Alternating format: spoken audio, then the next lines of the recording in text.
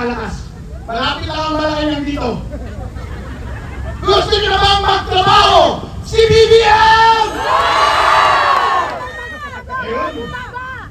Ang tagal nang hindi nagtatrabaho si BBM. Porket mahal namin si BBM, ay hindi na namin papansinin kapag hindi siya nagtatrabaho.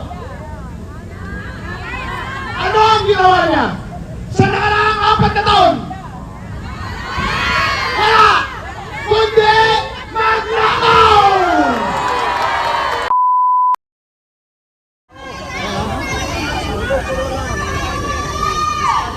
Sama-sama na po. Ayan po ang ating tatlong congressman. Si Kong Paulo Marcoleta, saka si... So ito ngayon yung ating update dito sa Liwasang Bonifacio po. Kasama natin sila Kong Leandro Liviste, Congressman Kiko Barsaga, Kong Paulo Marcoleta, and Vice Mayor Harold Respicio po. Tapos yung mga residente po ng District 1 ng Batangas para sa patuloy na panawagan po ng pagbaba ng presyo ng langis at pagbababa ng VAT. Ayan, makinig muna tayo. Tayo po ay ngayon manigit sa libong mga Batangueño mula sa unang distrito ng Batangas sa iba't ibang mga sektor na nanawagan na ibaba ang VAT at ang presyo ng langis. At So far ito yung pinakamarami no, sa 4 na araw dito sa Liwasang Bonifacio.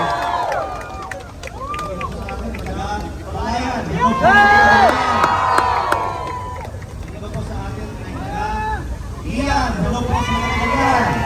At Malaka, hello po. At may mga taga Lemery, Taal, at Tui, at taga-taga din po. At tayo po ay wala din sa iba't ibang mga sektor. Meron po tayo po mga pangulo ng mga Tricycle Drivers Associations at mga miyembro ng mga TODA. Meron po tayo po mga members ng mga farmers groups at grupo ng mga mangingisda at siyempre ng mga papagkinan at mga senior, iba't ibang mga sektor at lahat ay nakakaisa sa isang panawagan na ibaba ang presyo ng langis. Ay pinagalaban ang lahat.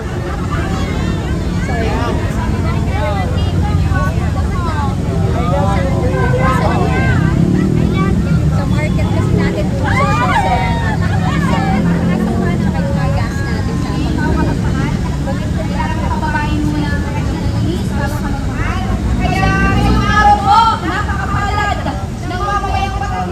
na ating mga kapatid sa panawagan na ibaba ang presyo ng langis at ibaba ang VAT.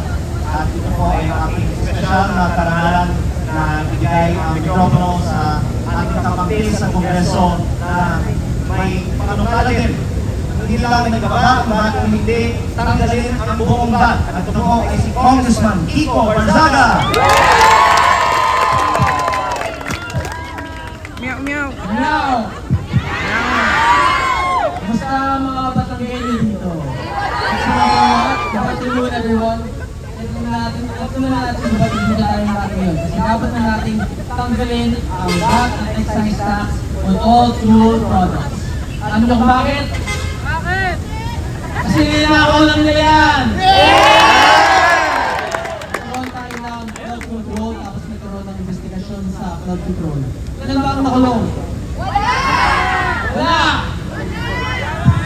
Kaya para hindi manakaw ang pera natin ang mga buhay sa Kongreso, we have to remove value-added taxation, we have to remove excise tax on fuel products, and we have to minimize tax as much as possible.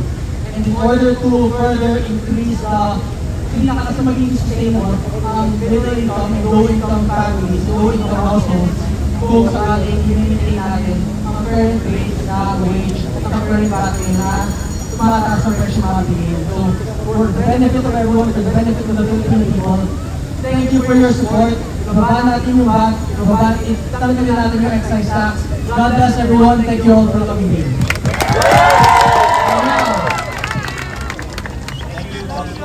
Ngayon para sa ating tatapos ang grand finale ang ating kaibigan mula sa Norte, na magpapakita na ang buong Pilipinas ay nagkakaisa para sa pagbaba ng VAT at ng presyo ng langis. Si Vice Mayor Harold Respicio.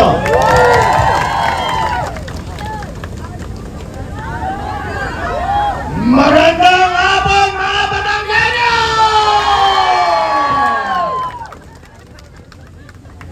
Inararangan ko ang mga taong galing sa tahanan ng mga bayani ng Pilipinas!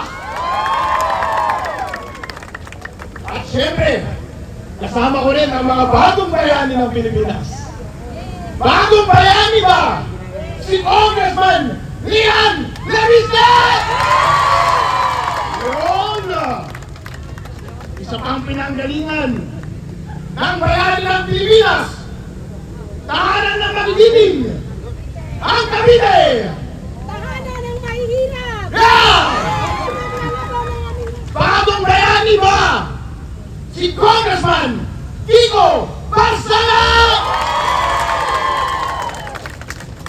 At ito rin, bagong bayani ng Kongreso, sila lang ang lumalaban at pinakasuhan.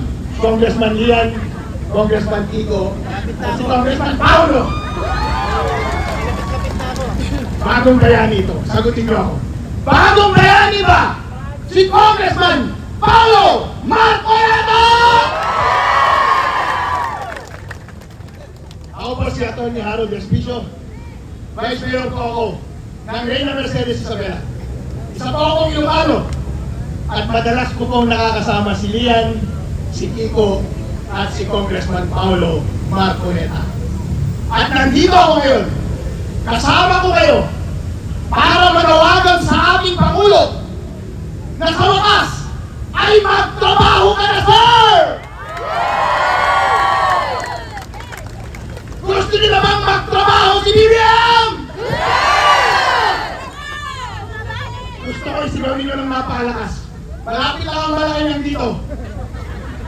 Gusto niyo na bang magtrabaho si BBM? Ayun. Ang tagal nang hindi nagtatrabaho si BBM. Kasam tayo ni BBM. Sino pumoto kay BBM? Ako pumoto kay BBM. Ilocano ako eh. Doon sa Northern Luzon. Solid North yan. Mahal namin si BBM. Pero ang pagkakamali kasi nila, akala nila, porket mahal namin si BBM, ay hindi na namin papansinin kapag hindi siya nagtatrabaho. Ano ang ginawa niya? Sa nakaraang 4 na taon? Wala! Kundi magnakaw!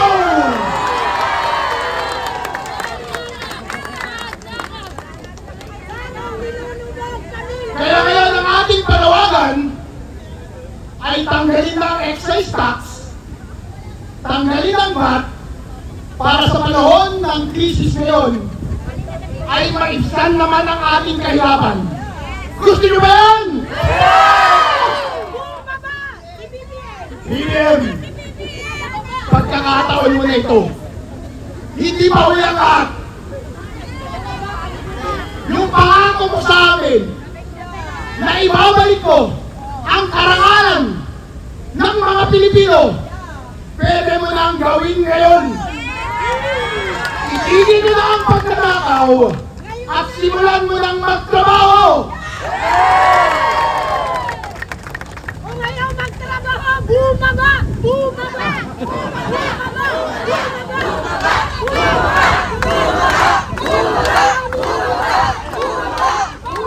Alright, BBM, gusto ka na nilang bumaba.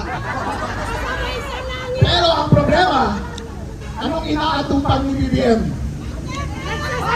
Gustong tanggalin si Sara dahil gusto niyang ipagkait sa inyo, mga kababayan kong Pilipino, ang karapatan ninyong mamili ng gusto niyong leader sa susunod.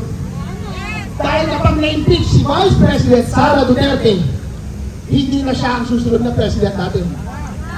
Gusto niyo ba ang mangyari na hindi maging presidente si VP Sara ng Pilipinas? Ngayon, BBM, hindi ko alam kung kaya mo ba magtrabaho. Sa sobrang kakakokin mo ng ilang taon.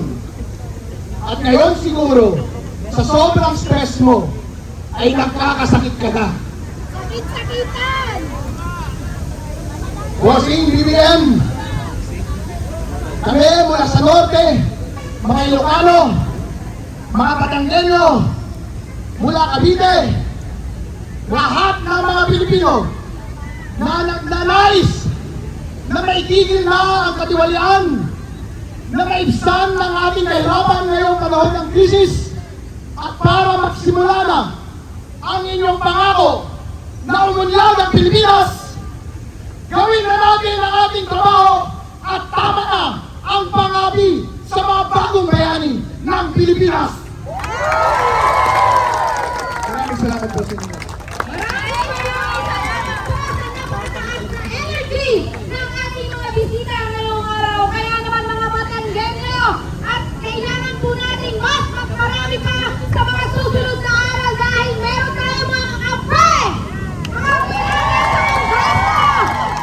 Mga pinagin para sa pagtatanggal ng excess stock at ng iba't ibang buwis na nagpapahirap sa mga mamamayan. Kaya aasahan din po namin sa mga susunod na araw na lagi po namin kayong makakasama sa lahat ng pagkilos ng mga Batanggenyo. Maraming salamat po! Makiayos po ako para sa makita kayo doon sa picture. Baba po kayo ng konti. Baba po na. Baba po na sa isa po na po. Baba po na sa mga baba na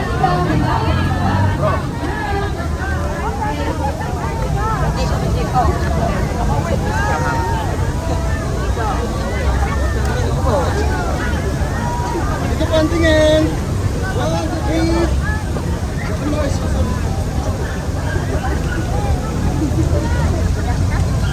Restaurant lagi! Ibaba! Ibaba! Restaurant lagi! Ibaba! Ibaba! Ang regulation law! Ibaba! Sakay sa mga bata! Okay? Para po mas makita tayo sa picture. Para sa ng mamamayan!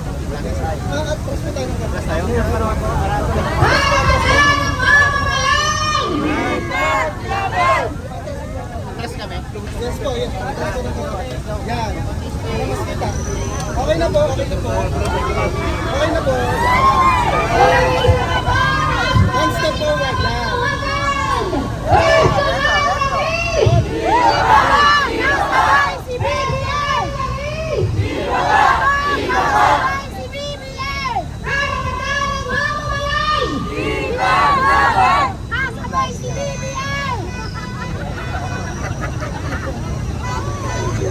Assalamualaikum.